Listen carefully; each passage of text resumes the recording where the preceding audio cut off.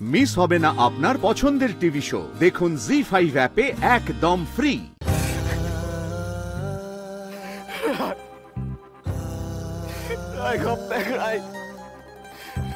ফিরে এসো, ফিরে এসো আমার কাছে। রাই, আমাকে শাস্তি দাও তুমি। এটা সত্যি যে আমার এখনো কোনো স্মৃতি নেই, মানে আমি কোথা থেকে এসেছি, আমি আমি কি করছিলাম সেদিন, ওভাবে রাস্তার উপর কেন পড়েছিলাম, সেসব কিছুই মনে নেই আমার।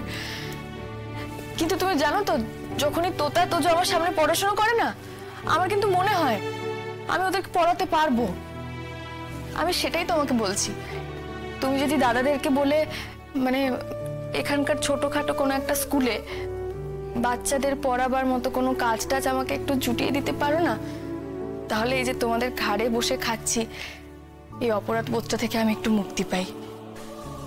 আচ্ছা, তুমি এরকম কেন মনে করছো বলো তো, যে তোমার কখনো কোনো স্মৃতি ফিরবে না বা তোমার আত্মীয়রাও তোমার খোঁজ খবর নেবে না?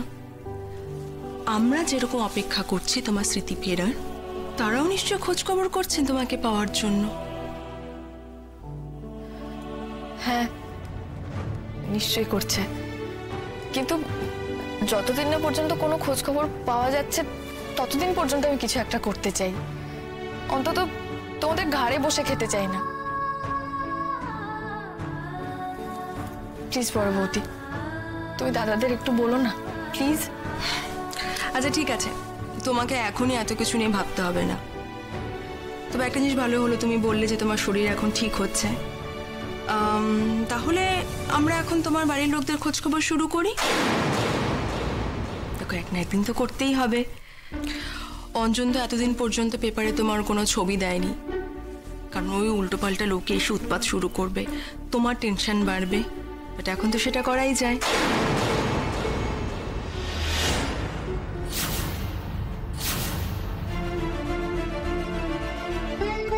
তোমরা পেপারে আমার ছবি দিয়ে বিজ্ঞাপন দেবে? সেটা তো আমাদের করতেই হবে কোনো না কোনো সময়। তোমার বাড়ির লোক তো তোমার অপেক্ষায় আছে, আর এটা তো আমাদের দায়িত্বের মধ্যেও পড়ে যে আমরা তোমাকে তাদের কাছে পৌঁছে দিই। ঈশা, এদিকে একটু শুনবে? হ্যাঁ, আসছি। তোর দাদা ডাকছে। হ্যাঁ, আমি দেখি আবার কি দরকার। বড় বৌদি বলল আমার বাড়ির লোক আমার অপেক্ষায় আছে, কিন্তু সত্যি কি কেউ অপেক্ষায় আছে আমার জন্য? যদি ওরা আমাকে খুঁজতো তাহলে তো ছবি দিয়ে তারাও বিজ্ঞাপন দিতে পারতো, নাকি তারা ধরেই নিয়েছে আমি মরে গেছি? মা, দাদা ভাই, বৌমনি যদি আমায় খুঁজতে চাইতো তাহলে কি খুঁজে পেত না? একজন মানুষ পুরোপুরি হারিয়ে যেতে পারে কখনো? কে জানে, আজকাল সবকিছুই গলিয়ে যায়। আমি কি ফিরে যেতে চাই আবার সেই নীলুর আর কোয়েলের আমার প্রতি জাত ক্রোধের মধ্যে ফিরবো? আচ্ছা, আমি নীলু কোয়েলের তৈরি করা ওই বিষাক্ত পরিবেশ থেকে পালাতে গিয়ে এটা কি ঠিক করছি? বাকিদের প্রতি আমার ভালোবাসা কি মরে গেছে? খড়গপুরে কি কাজে গেল অনির্বাণ? এর আগে তোর কোনো কাজে খড়গপুরে ওকে যেতে দেখিনি। আচ্ছা অনির্বাণ, তোমার কি মনে হয় ওইখানে যদি রায়পুর্ণার অ্যাক্সিডেন্ট হয়ে থাকে আর ওখান থেকে কেউ যদি ওকে রেস্কিউ করে থাকে, তাহলে কত দূরের হসপিটাল ওকে নিয়ে যেতে পারে? কাছাকাছি কোথাও। ও হয়তো আহত ছিল, রক্ত যখন পাওয়া গেছে। এক্স্যাক্টলি। ওই স্পট থেকে 50 কিলোমিটার, 50 কিলোমিটার রেডিয়াসের মধ্যে সমস্ত হসপিটাল, পুলিশ স্টেশনে পুলিশ কিন্তু খোঁজ করেছে, কিন্তু ওই রাতে রায়পুর্ণা কোনো হসপিটালে অ্যাডমিটেড হয়নি। ইয়েস, তাহলে এটা বলা ভুল হবে যে পুলিশ তার কাজ করেনি বা করছে না। স্যার, তাহলে দেহটা গেল কোথায়? অনির্বাণ, এটা শুনতে খুব খারাপ লাগতেই পারে, যেখানে অ্যাক্সিডেন্টটা হয়েছে ওখান থেকে ঠিক 2 কিলোমিটারের মধ্যে একটা বড় নালা আছে, তার পাশেই একটা ফ্যাক্টরি আছে। সেখান থেকে ওয়েস্ট মেটেরিয়াল পড়ে তুড়ে ভেসে বেরিয়ে যায় ওখান থেকে। হয়তো ওই নালায় বডিটা ফেলা হয়ে থাকতে পারে, এরকম আকছার ঘটেই থাকে। না না না না না, কোথাও একটা ভুল হচ্ছে স্যার, স্যার কোথাও একটা ভুল হচ্ছে, নিশ্চয়ই কোথাও আমরা কিছু একটা মিস করছি, আমরা কিছু একটা মিস করছি স্যার। হয়তো আরো কোনো একটা অপশন আছে যেটা আমরা ওভারলুক করে যাচ্ছি। দেখো নির্বাণ, আমি তোমাকে আশা দেওয়ার জন্য এইটুকু বলতে পারি যে পুলিশ এখনো কেসটা ক্লোজ করেনি। আমি ওদের সাথে আবার কথা বলবো।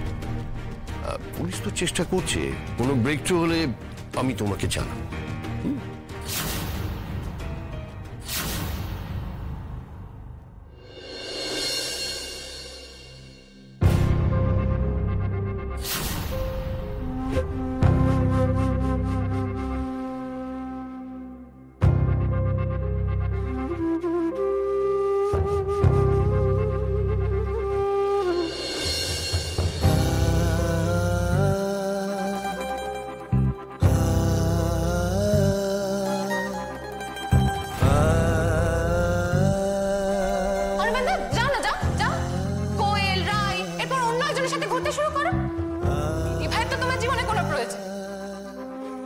ছিলই না, তোমার শুধু প্রয়োজন ছিল একটা মেয়ে।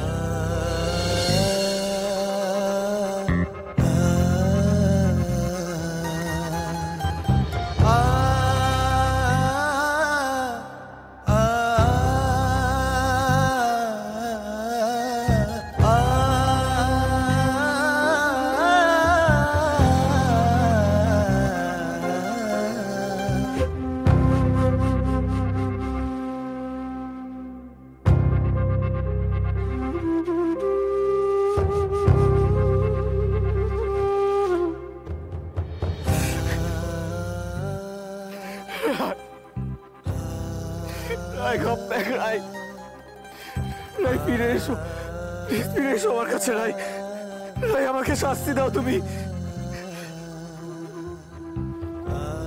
আমি শাস্তি পেতে চাই, রাই তুমি আমার কাছে ফিরে এসো, আমাকে শাস্তি দাও রাই।